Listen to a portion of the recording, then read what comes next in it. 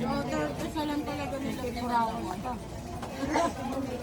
Pag may laman, 75. Pag may itlog, 60. Pag wala, 50. Overload yung 75. Yes, pero special naman, sulit naman. Gano'ng katagal na kayo dito, te? 30 years. Dito, 30 years? Yes, tagal na po ito.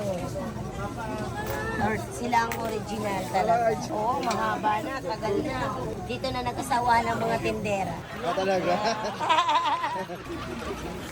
Isa sa pinakadinudumog na kainan sa Quiapo, ang pwesto ng sotanghon ni Aling Waway sa Hidalgo Street, ilang metro lang mula sa simbahan ng Black Nazarene, katabi lang ng mga ukay-ukay. Napakadaming kumakain dito kasi maraming pagpipilian gaya ng ginataang bilo-bilo, macaroni, mga pansit at iba pa. Lahat yan 50 pesos lang. Pero ang bestseller nila, yung sotanghon. Ang lisabaw to at ang malupit pa dito, yung karne na ginamit ay yung pang samgyupsal. Ang lakas makasosyal sa presyong 50, 60 at 75 sa overload. Siguradong busog na busog ka na at may discount pa pag estudyante ka. Kaya ini-invite kayo ni Ate Eva na pumunta at tumikim sa kanya. Ay, kumain po kayo dito kay Aling Waway sa Pansita sa Quiapo. Pagkatapos nyo magsimba, punta kayo dito sa amin.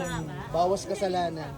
Talagang hindi kayo magsisisi dahil promise nila, bukod sa masarap, gaganahan pa kayo dahil sa mga tindera. Grabe tao din sa inyo. Siyempre, masasarap ang luto namin.